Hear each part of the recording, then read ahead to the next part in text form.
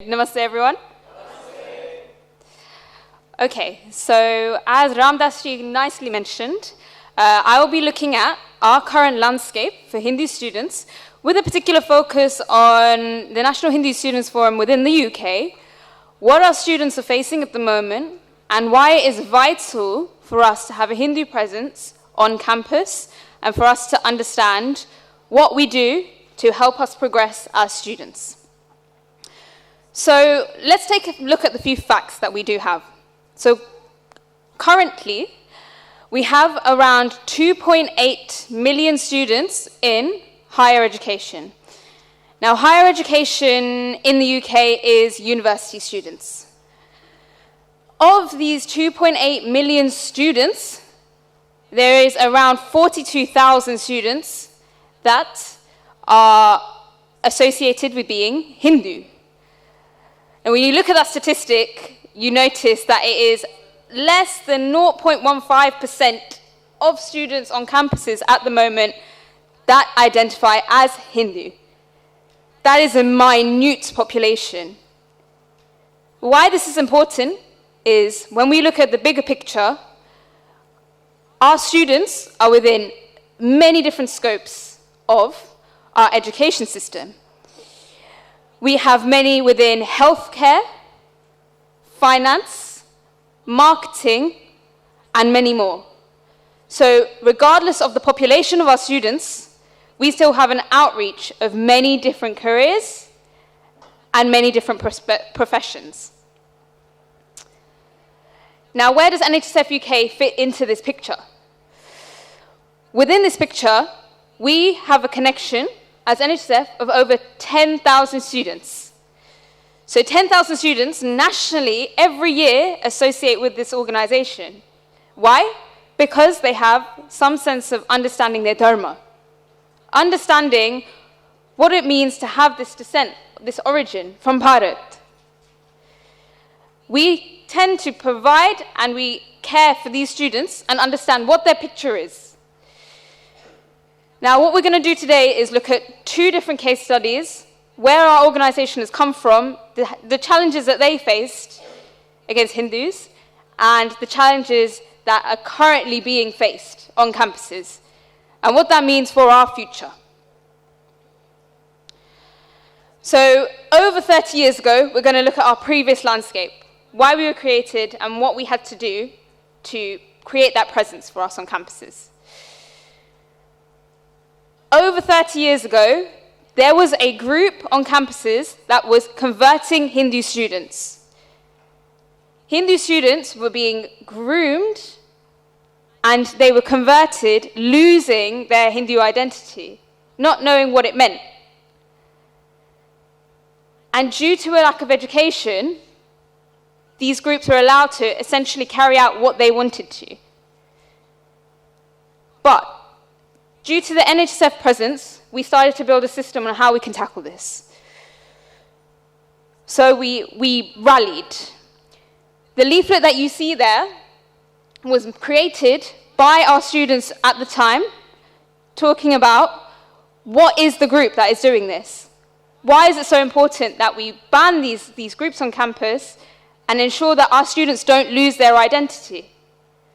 So through this work, through these rallies, through these organized activities where we talked to those in academia to guide our guidelines, our politics, we got this group banned on campuses. That was a major milestone for us to then progress to where we are at the moment. But the challenges don't stop there. They have only changed. So now we're going to step forward into what's happened in the past 5 years. So, one particular case study we're going to look at is from a particular academic at Cambridge University, very esteemed university. The tweets that you see here were tweeted out by this particular academic. And our students saw this and felt unsafe on campus. They felt targeted, they felt attacked just for being Hindu. What they did is they took this feedback, they took these ideas, and they started to rally against it. They understood that this was against what they believed in. So they started to find this information, gather this information, and build a picture so others could understand it. Take to social media, stand up for what they believe is right. Stand up for simply being Hindu. Now, when this happened, this particular academic then went on to attack our students. Our own president at our Hindu society, being 18 or 19 years old, this student was attacked for just being Hindu. Now, what this did was this gave us a guideline, an idea of what it is that we're facing at the moment. What is the challenge that we're undergoing? It is no longer that these conversion groups are open on campus, but we are now having those spreading anti-Hindu hate in a very different light. So how do we tackle this? How do we combat this? Well, we took an understanding of what happened. We got the bigger picture. So first, we looked at our students, those that felt unsafe. We cared for them, we understood what was happening, and we spent the time listening. What we then did was we helped them to empower them so that they could rise up for simply being Hindu. So they were able to petition, to lobby, to share their knowledge with others, those that might have never seen this. So we emailed academics. We emailed our SUs, our local Samaj. Those that didn't know it, now knew it. Those that had the wrong picture, now see the whole picture. Alongside these emails, we pushed for an investigation so that these universities could understand the scope of what we were looking at as an organization. Now, what does that mean for us going forward? From this gave us a template of how we can, as Hindus, unite and go forward. So it is a 3-step approach.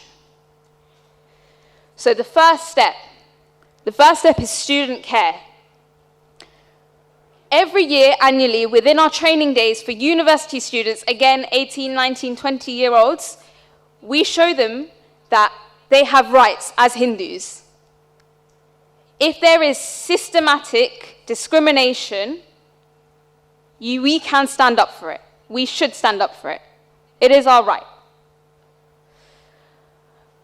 If there are anti-Hindu sentiments, anti-Hindu challenges on campus, this is something that we need to work on. We need to push for a change within that society, within the academic sphere.